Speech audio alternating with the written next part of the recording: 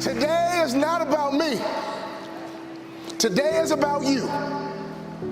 I know what it feels like to sit on a bench. I know what it feels like to get knocked down. I know what it feels like to have a hope and a dream, and nobody believes in it but a few people. But here's what I know. If you wake up in the morning and cut off the news, and every single day you look like success and look like money, and every time you go into a home, you understand the power of likability. Every time you go into a home, you make sure you don't communicate. You make sure you connect. I guarantee you, over time, as you water that tree, over time, as you build that root system, over time, I promise you, that tree will grow, and before you know it, you will have your own little personal harvest. And don't you quit until you're number one. Life's not easy. It is not. Don't try to make it that way. Life's not fair. It never was. It isn't now, and it won't ever be. Do not fall into the trap, the entitlement trap, of feeling like you're a victim. You are not. Get over it and get on with it. And yes, most things are more rewarding when you break a sweat to get them. Look, the first step that leads to our identity in life is usually not, I know who I am. I know who I am. That's not the first step. The first step's usually, I know who I am not.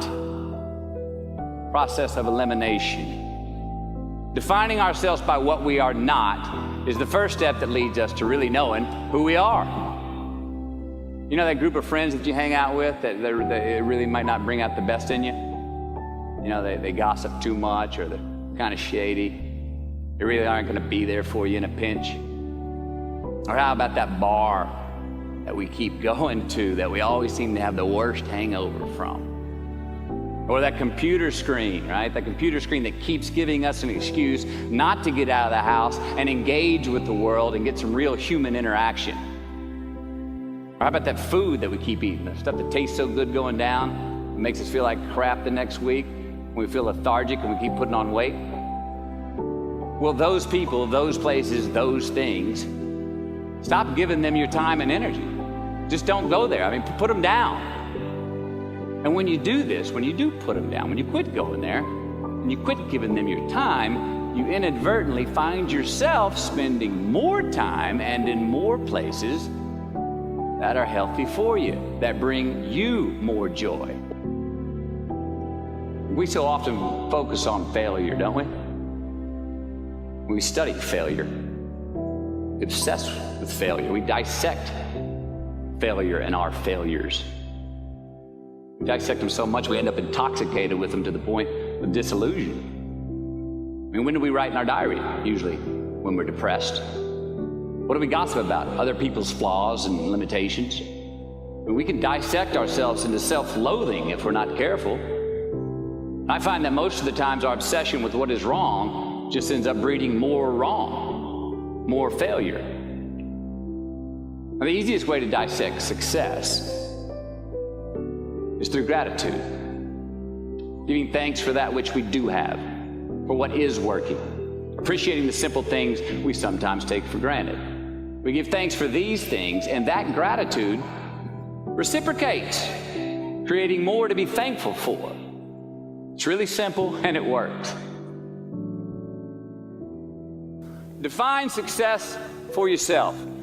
Define success for yourself. Now check this out. I'm in south of New Orleans a few years ago, and I went to a voodoo shop.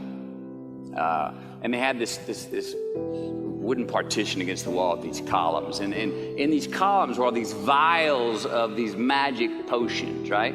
And the headings above each potion defining what they would give you were things like fertility, health, family, legal help, energy, forgiveness, money.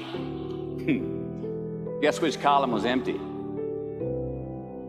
Money. Let's admit it. Money is king today. It's what makes the world go round. It is success. The more we have, the more successful we are, right? Now, I would argue that our cultural values have even been financialized. Humility is not in vogue anymore. It's too passive. It's a get rich quick on the internet, richest 15 minutes of fame world that we live in, and we see it every day. But we all want to succeed, right? So the question that we got to ask ourselves is what success is to us, what success is to you. Is it more money? That's fine. I got nothing against money. Maybe it's a healthy family. Maybe it's a happy marriage. Maybe it's to help others, to be famous, to be spiritually sound, to leave the world a little bit better place than you found it. Continue to ask yourself that question. Now, your answer may change over time, and that's fine. But do yourself this favor. Whatever your answer is, don't choose anything that will jeopardize your soul. Prioritize who you are, who you want to be, and don't spend time with anything that antagonizes your character.